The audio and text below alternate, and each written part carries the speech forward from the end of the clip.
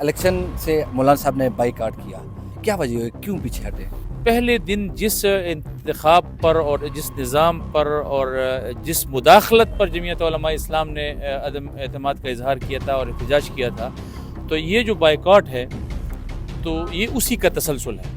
क़यादत की तरफ से एक लफ्ज़ आया कि जी बाइकआउट, और उसके बाद आप देखें कि पूरे पाकिस्तान में जमीयत उलमा इस्लाम की इंतखाबी मुहिम ख़त्म हो गई। आपकी तरफ से भी सुनने में आता कि ईद के बाद कुछ काया ही पलटने वाली है, क्या होने जा रहा है? थोड़ी सी अगर अंदरूनी कहानी बता दें। तमाम पाकिस्तान की इस्टेब्लिशमेंट, सियासी हुकूमत, अदलिया सब एक पेज पर थे, लेकिन फिर जमीयत उलमा इस्लाम मैदान में आई और उनको 3.5 साल के बाद सर के बल खड़ा कर दिया। तो ये जिस हुकूमत के बारे में पहले दिन से ये कहना शुरू हो गया था कि जी ये पता नहीं हफ्ता चलेगी, महीना चलेगी, 2 महीने चलेगी, उसका वो तो फिर मौलाना साहब के लिए आप अंदाज़ा लगा लें फिर वो क्या हो गया इंशाल्लाह। अली बिन गंडापुर के हवाले से भी पार्टी में जिस तरीके से धड़ेबंदी आ रही है, बातचीत की, वजीर आला है, लेकिन अभी तक आपको भी यकीन है कि वो वज़ीर आला? उनको खुद को यकीन नहीं है कि मैं वज़ीर आला हूँ। आप और हम 1000 दफ़ा कहेंगे वज़ीर आला है तो क्या फ़र्क पड़ता है? आप तस्लीम करें, आप एक सहाफ़ी हैं और एक आपका एक अपनी फील्ड है। ईमान से सोच कर ये बता दें कि इतना वज़ीर आला कोई कमज़ोर हो सकता है कि वो वज़ीर आला हो, वो यहाँ रमज़ान में मौजूद हो, यहाँ ईद में मौजूद हो, और जो मनमानियाँ वापडा वालों ने की हैं, जो मनमानियाँ यहाँ हुई हैं और लोगों को जलील और रुसवा किया है, ख्वार किया है, आप ये यकीन कर सकते हैं कि कोई वज़ीर आला अपने से शहर में मौजूद होगा और वो इतना बेदस्तपा होगा कि वो एक वापडा के उसका जो है और गैस का उनका वो नहीं कर सकता होगा कि वो अपने शहर के लोगों को ये दे दे।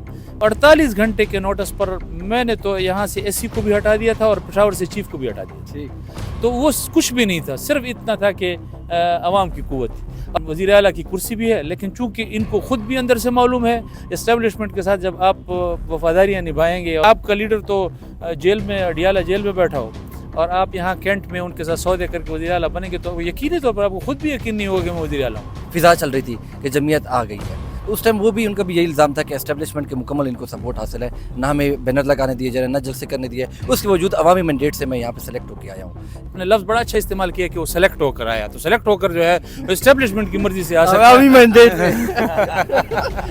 इसीलिए तो मैं हमेशा कफील भाई को कहता हूँ कि पड़ोसी ये आपके हैं, वफादार ये किसी और के हैं। बाहुल नगर में जो एक वाकया हुआ है, जिस तरीके से पाक फौज का और पुलिस के दरमियान जो हाथापाइयाँ हुई हैं, वीडियोस वायरल हुई हैं बाकायदा तौर पे। देखिए, मैं तो इसकी भरपूर मजम्मत करता हूँ। उसकी वजह है कि ये इनका आज का वतीरा नहीं है, ये हमेशा से इनका वतीरा है। वो आपको पहले नंबर का शहरी भी नहीं समझते, वो पाकिस्तान का आपको मालिक भी नहीं समझते।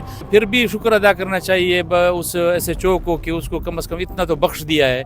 अगर उसको वहाँ से लेकर जाकर गायब कर देते तो फिर आप बचा सकते थे, या मैं बचा सकता हूँ उसको। ये ऐलान है कि ये पाकिस्तान हमारा है, इस पाकिस्तान में हुकूमतें बनानी भी हमने है, हुकूमतें ख़त्म भी हमने करनी है, इंतज़ामिया भी हमने चलानी है, अदलिया भी हमने चलानी है, मुकन्नना भी हमने चलानी है। अब मौलाना साहब निकल रहे हैं ज़मीन गर्म करने के लिए। 20 तारीख का ऐलान हो चुका है, 20 तारीख को वो पुशीन से आगाज़ कर रहे हैं उसका, फिर उसके बाद 2 तारीख को इंशाल्लाह कराची, और फिर उसके बाद 9 तारीख को पेशावर, और फिर उसके बाद वहाँ आगे ऐलानात होते चले जाएंगे इंशाल्लाह। अस्सलाम वालेकुम नाज़रीन, जब डायरेक्ट फेसबुक पेज से मैं हूँ आपका मेज़बान आदिल वकार। आज के मेरे साथ जो ख़ास मेहमान है मौलाना ज़िया रहमान साहब, ईद के मौके में मुलाकात हुई है, तो सबसे पहले ईद मुबारक हो, फिर आगे गुफ्तगू करेंगे सर। अस्सलाम वालेकुम आदिल, आपका बहुत शुक्रिया, आपको भी ईद मुबारक, और आपकी वसातत से पूरे डेर इस्माइल ख़ान को, डेर इस्माइल ख़ान के बासियों को, सबको ईद मुबारक। आज यहाँ पे इकट्ठ भी हुआ है ईद मिलन के हवाले से, उसके हवाले से बताइएगा थोड़ा सा। अगर बस ये तो नहीं, कोई ख़ास तो नहीं, ये बस आप ये समझ लें कि हमारी चूँकि हमेशा से एक रिवायत चली आ रही है कि हम ईद पर अब्दुल खैल में होते हैं, और इस दफ़ा हमने कहा कि ज़रा एक नई रिवायत का आगाज़ कर लें कि ईद के तीसरे दिन हम यहाँ आके ज़रा अपने साथियों से मुलाकात, ईद की मुबारकी और ईद मिलन हो जाए तो उससे हो जाए। ठीक हो गया। अच्छा ये बताइएगा कि इलेक्शन से मौलाना साहब ने बाइकआउट किया, पहले बड़े ज़ोर शोर से आ रहे थे, आपने भी कहा कागजात भी जमा हुए, क्या वजह है, क्यों पीछे हटे? देखिए आदिल भाई, एक चीज़ तो आपके भी नोटिस में है कि जैसे ही इलेक्शन के नताइज का ऐलान हुआ तो जमीयत उलमा इस्लाम ने सबसे पहले उन नताइज पे अदम एतमाद का इजहार करते हुए उसके ख़िलाफ़ एहतजाज का भी ऐलान किया और बड़ा सख्त रिएक्ट किया। और उसके बाद हमारी मरकज़ी मजलिस आमला का इजलास हुआ था इस्लामाबाद में, और उसमें एक सफारिश हमारी मरकज़ी मजलिस उमूमी को भेजी गई, चूँकि उसका कॉम्पिटेड फ़ोरम जो है वो मरकज़ी उमूमी है, کہ کیا اس طرح کے الیکشنز اور اس طرح کے جو انتخابات ہیں یہ عوام کے لیے فائدہ مند ہیں یا جمعیت علماء اسلام کے لیے فائدہ مند ہیں یا نہیں، یا اس کو ہمیں مستقل بنیادوں پر اب خیر بات کہنا چاہیے یا نہیں کہنا چاہیے. تو ایک سفارش بھجوا دی کہ ہم سمجھتے ہیں کہ پارلیمانی سیاست اس کے بعد جو ہے وہ اس کی وقت نہیں رہی. تو یہ بحث جو ہے جمعیت علماء اسلام میں پہلے دن سے شروع ہو گئی تھی، اور عید کے بعد چونکہ مرکزی عمومی کا اجلاس بھی ہے جس پہ اس پہ ڈیبیٹ بھی ہونی ہے، ڈسکشن بھی ہونی ہے. تو پہلے دن جس انتخاب پر اور جس نظام پر اور جس مداخلت پر جمعیت علماء اسلام نے عدم اعتماد کا اظہار کیا تھا اور احتجاج کیا تھا، تو یہ جو بائیکاٹ ہے تو یہ اسی کا تسلسل ہے. ہم نے ایک جمہوری طور پر جس طرح جمہوری روایات ہوتی ہیں، انتخابات کا اعلان ہوتا ہے، پھر کاغذات جمع ہوتے ہیں، ہم نے بڑے زور و شور سے ایک سیاسی کارکن کی حیثیت سے یہ سب کچھ کیا. لیکن دا مومنٹ جمعیت علماء اسلام نے بائیکاٹ کا اعلان کیا، چونکہ ہم سیاسی کارکن ہیں، جمعیت علماء اسلام کے کارکن ہیں، تو ہمارے لیے قیادت کی طرف سے ایک لفظ آیا کہ جی بائیکاٹ، اور اس کے بعد آپ دیکھیں کہ پورے پاکستان میں جمعیت علماء اسلام کی انتخابی مہم ختم ہو گئی. ٹھیک. اچھا، یہ بھی سننے میں آیا کہ آپ کی طرف سے بھی سننے میں آیا تھا کہ عید کے بعد کچھ کاہی پلٹنے والی ہے. کیا ہونے جا رہا ہے؟ تھوڑی سی اگر اندرونی کہانی بتا دیں. دیکھیں، بات تو بہت صاف ہے. مطلب یہ کہ کوئی لگی لپٹی بھی نہیں ہے، کوئی ڈھکی چھپی بھی نہیں ہے. کہ آپ کو معلوم ہے عید کے فوراً بعد 20 تاریخ سے جمعیت علماء اسلام اپنے احتجاجی تحریک کا آغاز کر رہی ہے. اور اگر یہ سمجھتے ہیں کہ ان کی احتجاجی تحریک جمعیت علماء اسلام کی وہ دوسری سیاسی جماعتوں کی طرح ہوگی، تو یہ ان کو 2018 میں بھی نظر آ گیا تھا کہ تمام پاکستان کی اسٹیبلشمنٹ، سیاسی حکومت، عدلیہ، سب ایک پیج پر تھے. جنرل باجوہ اور جنرل فیض کا طوطی بولتا تھا، اور عمران خان کی حکومت میں وہ کہتے تھے کہ ہمیں 2028 تک تو کوئی ہمیں ہلانے کی جرت نہیں کر سکتا. اور ثاقب نثار جیسے جج جو ہے ان کو ان کی بیک پہ موجود تھے، سپورٹ کر رہے تھے.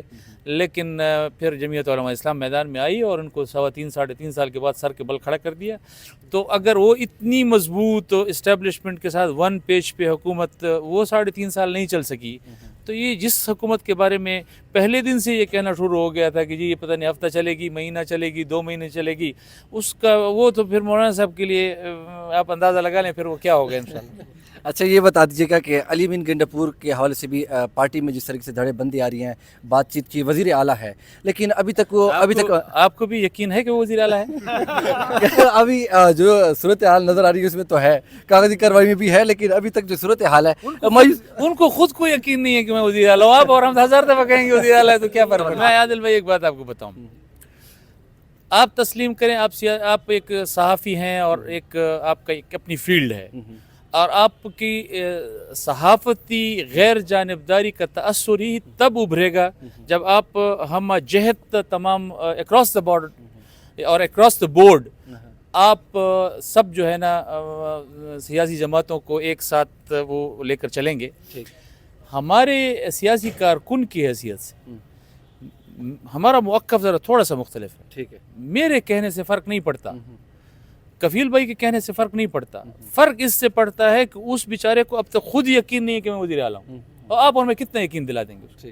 اگر اس بندے کو یہ یقین ہوتا کہ میں وزیر اعلیٰ ہوں، آپ مجھے بتائیں، مطلب مغرب کا وقت ہے، آپ اور ہم سب اگر ایمان سے سوچ کر یہ بتا دیں کہ اتنا وزیر اعلیٰ کوئی کمزور ہو سکتا ہے کہ وہ وزیر اعلیٰ ہو، وہ یہاں رمضان میں موجود ہو، یہاں عید پہ موجود ہو، اور جو منمانیاں وابڈا والوں نے کی ہیں، جو منمانیاں یہاں ہوئی ہیں اور لوگوں کو ذلیل و رسوا کیا ہے، خوار کیا ہے رمضان کے مقدس ساعات میں اور پھر عید الفطر کے مقدس ساعات میں، جس طرح ان کو یعنی ان کے عید کے دن خراب کیے ہیں، رمضان کے مقدس ساعتیں ان کی خراب کی ہیں.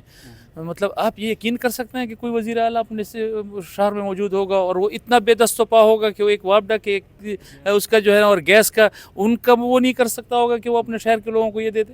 میں تو پہلے بھی کہا ہے کہ نگران حکومت تھی، لیکن چونکہ عوام کی طاقت ہمارے ساتھ تھی یا عوام کی ایک پشت پناہی تھی، تو 48 گھنٹے کے نوٹس پر میں نے تو یہاں سے ایس سی کو بھی ہٹا دیا تھا اور پشاور سے چیف کو بھی ہٹا دیا تھا. تو وہ کچھ بھی نہیں تھا، صرف اتنا تھا کہ عوام کی قوت تھی. اور یہاں اب یہ کہ وزیر اعلیٰ کی کرسی بھی ہے، لیکن چونکہ ان کو خود بھی اندر سے معلوم ہے کہ 2 نمبر طریقوں سے، فراڈ سے، اپنے پی ٹی آئی سے دغابازی اور دھوکہ دہی سے اور عمران خان کے ساتھ اپنے لیڈر عمران خان کے ساتھ اس کے ساتھ دھوکے سے اسٹیبلشمنٹ کے ساتھ جب آپ وفاداریاں نبھائیں گے اور اسٹیبلشمنٹ کے ساتھ جب آپ گٹھ جوڑ کریں گے کہ آپ کا لیڈر تو جیل میں اڈیالہ جیل میں بیٹھا ہو اور آپ یہاں کینٹ میں ان کے ساتھ سودے کر کے وزیر اعلیٰ بنیں گے تو یقینی طور پر آپ کو خود بھی یقین نہیں ہوگا کہ میں وزیر اعلیٰ ہوں. اسی طرح تو علیمین گنڈاپور کی طرف سے بھی جس ٹائم یہ فضا چل رہی تھی کہ جمعیت آ گئی ہے تو اس ٹائم وہ بھی ان کا بھی یہی الزام تھا کہ اسٹیبلشمنٹ کے مکمل ان کو سپورٹ حاصل ہے, نہ ہمیں بینر لگانے دیے جا رہے ہیں, نہ جلسے کرنے دیے, اس کے باوجود عوامی مینڈیٹ سے میں یہاں پہ سلیکٹ ہو کے آیا ہوں. یہ تو ان کا ہے. بڑا اچھا آپ نے لفظ بڑا اچھا استعمال کیا کہ وہ سلیکٹ ہو کر آیا, تو سلیکٹ ہو کر جو ہے اسٹیبلشمنٹ کی مرضی سے آ سکتا ہے. عوامی مینڈیٹ آپ نے کہا سلیکٹ ہو کر آیا ہے تو سلیکٹ تو اسی لیے تو میں ہمیشہ کفیل بھائی کو کہتا ہوں کہ پڑوسی یہ آپ کے ہیں, وفادار یہ کسی اور کے ہیں. اچھا چلے یہ گپ شپ تو ہوگی. اب یہ بتا دیجیے گا کہ باہول نگر میں جو ایک واقعہ ہوا ہے, جس طریقے سے پاک فوج کا اور پولیس کے درمیان جو ہاتھا پائیاں ہوئی ہیں, ویڈیوز وائرل ہوئی ہیں باقاعدہ طور پہ, اس کو کس طریقے سے آپ دیکھتے ہیں؟ دیکھیں میں تو اس کی بھرپور مذمت کرتا ہوں. اس کی وجہ یہ ہے کہ یہ ان کا آج کا وتیرہ نہیں ہے. میں تاریخ پڑھ رہا تھا, میں تاریخ کا طالب علم بھی ہوں, اور میں تاریخ پڑھ رہا تھا. مرحوم جنرل ضیاء الحق جو ہے وہ کور کمانڈر لاہور تھے, اور ایک حوالدار کو لاہور کے کسی پولیس اسٹیشن میں گرفتار کیا گیا. تو کور کمانڈر لاہور اس وقت کے جنرل ضیاء الحق بنفس سے نفیس تھانے میں تشریف لے گئے اور اپنے حوالدار کو وہاں سے نکالا. اور میں تاریخ کے اوراق میں پڑھ رہا تھا کہ وہ اس کو اپنے کریڈٹ میں شمار کر رہے تھے کہ دیکھیں کور کمانڈر وہ اپنے حوالدار کے لیے کو لینے کے لیے تھانے گیا. حالانکہ میرے خیال میں یہ ڈسکریڈٹ کرنا ہے اپنے ادارے کو بھی اور اپنے رینکس کو بھی ڈسکریڈٹ کرنا ہے. تو یہ آج کا ان کا وہ نہیں ہے, وتیرہ نہیں ہے, یہ ہمیشہ سے ان کا وتیرہ ہے. یہ اپنے کسی سپاہی کو تو آپ چھوڑ دیں, ان کے ادارے میں کوئی بھی شخص ہوگا جس پر اس ادارے کا نام ہوگا, وہ اپنے سامنے پوری پاکستانی قوم کو, پورے آپ کے جتنے 24 کروڑ عوام ہیں ان کو نکال کر وہ آپ کو پہلے نمبر کا شہری بھی نہیں سمجھتے, وہ پاکستان کا آپ کو مالک بھی نہیں سمجھتے. یہ تو پھر بھی شکر ادا کرنا چاہیے اس ایس ایچ او کو کہ اس کو کم از کم اتنا تو بخش دیا ہے. اگر اس کو وہاں سے لے جا کر غائب کر دیتے تو پھر آپ بچا سکتے تھے, یا میں بچا سکتا ہوں اس کو. تو میرے خیال میں یہ ایک چیز کا اعلان ہے, اور وہ یہ اعلان ہے کہ یہ پاکستان ہمارا ہے, یہ پاکستان ہمارے لیے بنا ہے. اس پاکستان میں حکومتیں بنانی بھی ہم نے ہیں, حکومتیں ختم بھی ہم نے کرنی ہے, انتظامیہ بھی ہم نے چلانی ہے, عدلیہ بھی ہم نے چلانی ہے, مقننہ بھی ہم نے چلانی ہے.